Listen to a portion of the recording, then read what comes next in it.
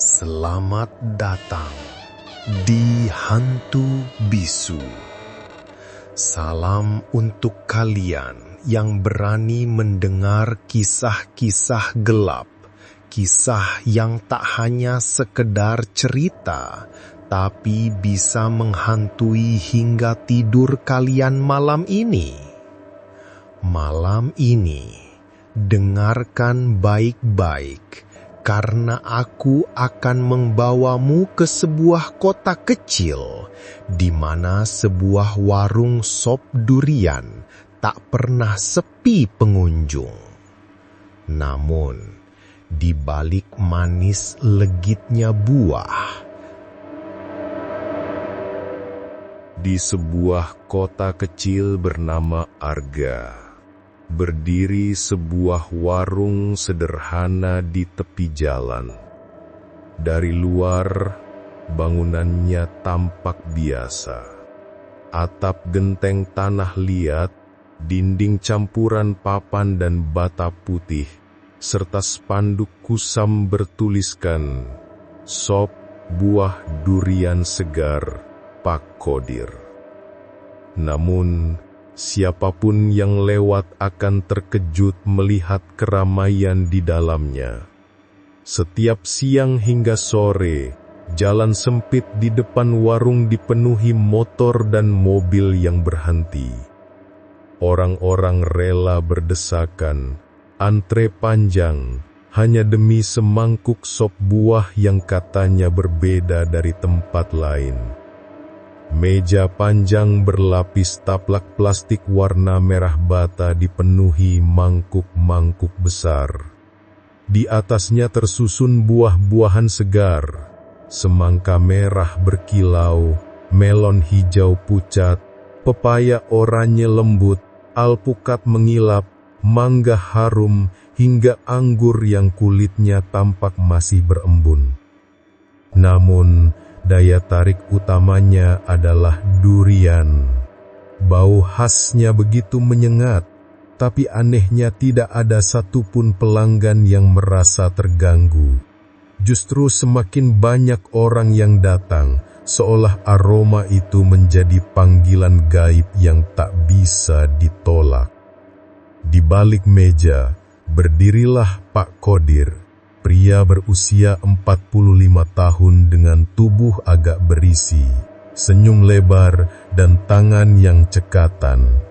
Dengan percaya diri, ia meracik sop buah, menambahkan es serut, sirup kental, lalu mencampurkan potongan buah beraneka warna. Tangannya bergerak cepat, seolah sudah terbiasa melayani ratusan orang setiap hari.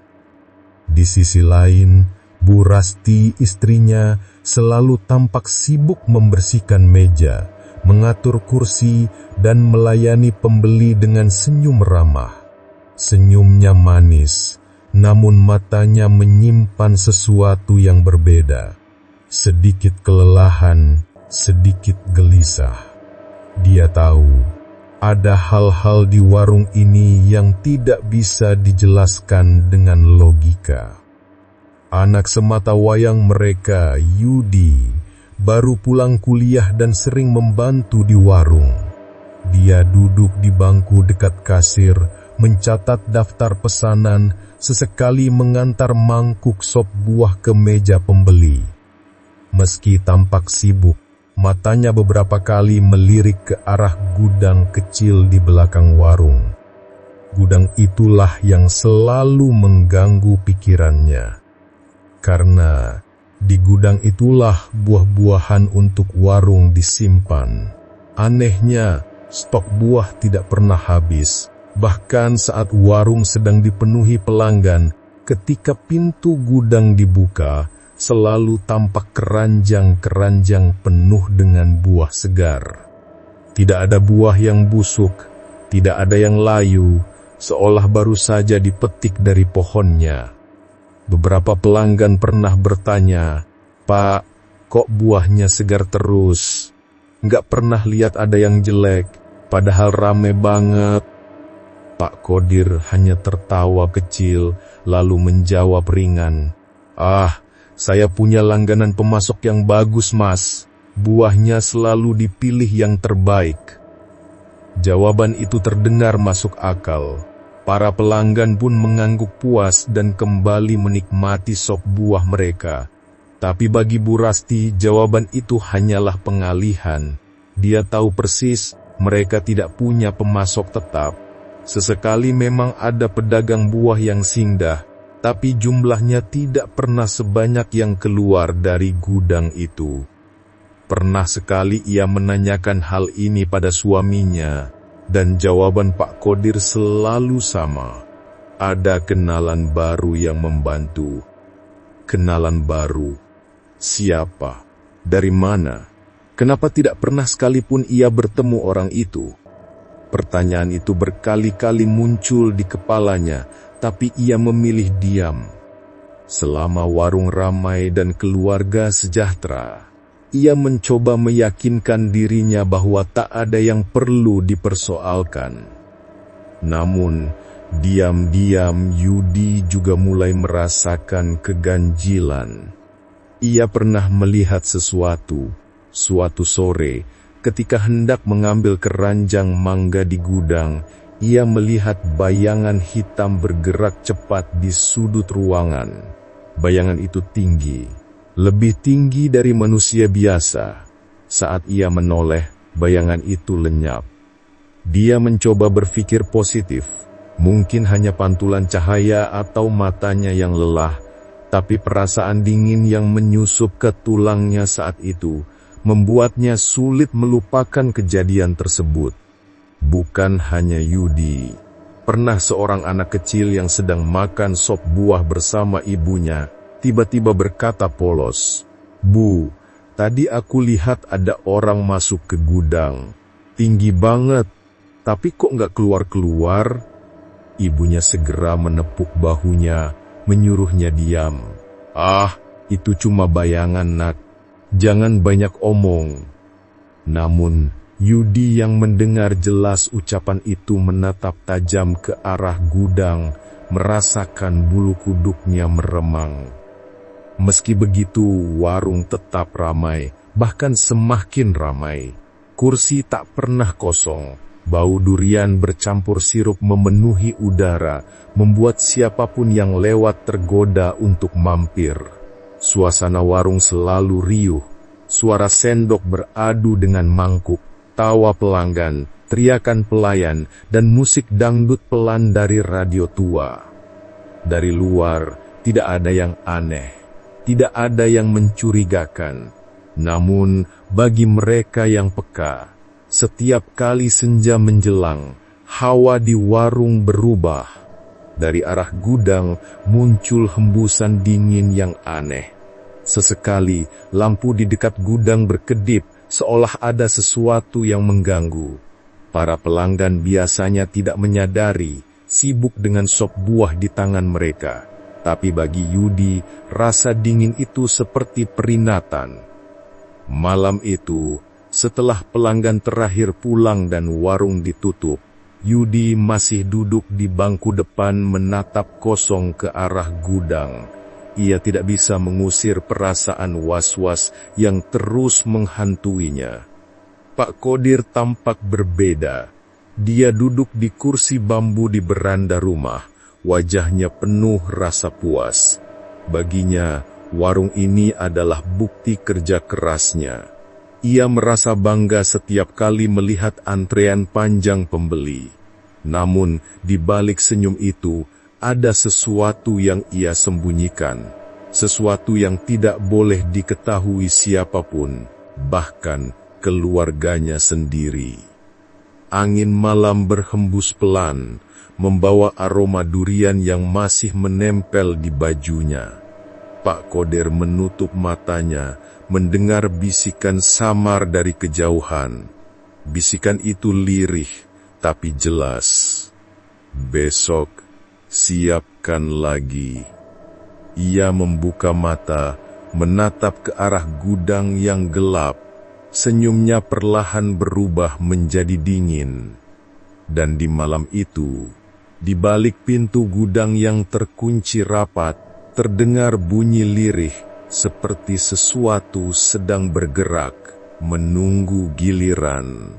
Tumpuk di sudut, lampu-lampu dimatikan, menyisakan hanya satu bohlam kecil yang menggantung di dekat dapur.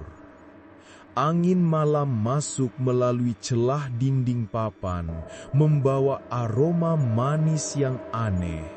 Bau durian bercampur sesuatu yang amis, samar tapi menusuk. Yudi berbaring di kamarnya, tapi matanya enggan terpejam. Sejak sore tadi, ia terus memikirkan bayangan yang sering muncul di gudang. Jantungnya berdegup kencang setiap kali mengingat anak kecil yang bilang melihat orang tinggi masuk ke dalam sana. Ia merasa ada sesuatu yang salah. Sesuatu yang tidak seharusnya ada. Perlahan ia bangkit dari tempat tidur. Suasana rumah begitu sunyi. Ia melangkah pelan ke ruang tengah, lalu menatap ke arah pintu gudang yang berada di belakang dapur. Lampu bohlam kuning redup membuat bayangan pintu itu memanjang di lantai, seperti tangan hitam yang siap meraih siapa saja yang mendekat. Cuma perasaan, bisiknya pada diri sendiri, namun langkah kakinya tak berhenti. Ia tahu malam ini ia harus memastikan dengan mata kepalanya sendiri. Saat tangannya menyentuh gagang pintu, hawa dingin langsung menyergap. Dinginnya tidak wajar, seperti udara dari ruang beku menusuk sampai ke tulang. Bulu kuduk Yudi berdiri. Ia menarik nafas dalam, lalu memutar gagang perlahan. Kerik, pintu berderit pelan. Dari celah yang terbuka, tercium bau buah yang sangat menyengat. Namun, di balik aroma buah segar itu, ada bau lain. Bau busuk, seperti daging basi yang tertutup plastik. Dengan senter kecil dari ponselnya, Yudi melangkah masuk. Gudang itu tak terlalu luas, hanya berukuran 4x4 meter. Keranjang-keranjang buah tersusun rapi, semangka bulat menggilap, pepaya matang, mangga ranum, dan tentu saja durian berduri tajam yang menumpuk hampir setinggi pinggang. Semuanya tampak segar seolah baru dipetik hari itu. Namun, ada yang janggal. Di sudut ruangan, Yudi melihat bayangan hitam. Bayangan itu menjulang tinggi, lebih tinggi dari langit-langit gudang. Bentuknya samar, seperti asap pekat, namun padat. Bayangan itu tidak bergerak, tapi aura dinginnya membuat Yudi sulit bernapas. Senter ponselnya bergetar di tangannya. Cahaya itu diarahkan ke sudut ruangan, kosong, hanya tumpukan keranjang. Tapi ketika cahaya senter digeser sedikit ke arah lain, bayangan itu kembali muncul. Tinggi, hitam, seolah menempel di dinding, seakan-akan ia hanya bisa dilihat dari sudut mata, bukan secara langsung. Yudi mundur selangkah, tangannya gemetar. Tiba-tiba terdengar bisikan lirih, "Lapar." Suara itu sangat dekat, seperti tepat di telinganya. Yudi menoleh cepat, tapi tak ada siapa-siapa. Haus. Bisikan kedua terdengar, lebih berat, penuh dahaga. Yudi hampir menjatuhkan ponselnya. Ia ingin berlari keluar, tapi kakinya kaku, seolah ada sesuatu yang menahannya. Bayangan itu bergerak, perlahan memanjang, merayap di lantai mendekatinya. Dari kegelapan muncul sepasang mata merah redup, berkilau seperti bara api. Pandangan itu menusuk, menembus dada Yudi, membuat nafasnya tercekat. Siapa kau?" Suara Yudi bergetar. Tak ada jawaban, hanya tawa rendah, paruh, seperti suara besi beradu.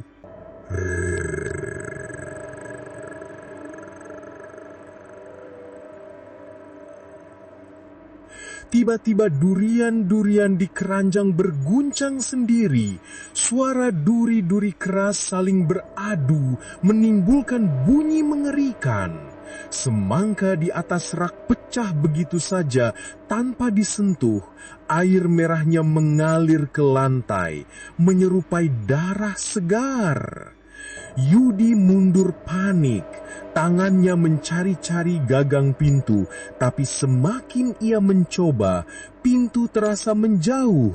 Ruangan itu seperti berubah, melebar tak berujung. Dalam kepanikan, terdengar suara langkah berat memasuki gudang. Yudi menoleh dan dilihatnya Pak Qodir berdiri di pintu, menatapnya dengan mata tajam. "Apa yang kau lakukan di sini?" Suaranya dingin, berbeda dari biasanya. Yudi tertegun. "Ayah, di sini ada sesuatu. Bayangan itu, ayah nggak lihat." Pak Qodir melangkah masuk. Bayangan hitam tadi langsung menghilang, seolah takut pada kehadirannya. Ia menutup pintu gudang, menatap Yudi dengan tatapan marah bercampur cemas. "Jangan pernah masuk ke sini malam-malam," ujarnya pelan tapi penuh penekanan. "Tapi ayah, aku lihat mata merah, ada suara bisikan. Aku nggak salah." Pak Qodir mengangkat tangannya, membuat Yudi terdiam.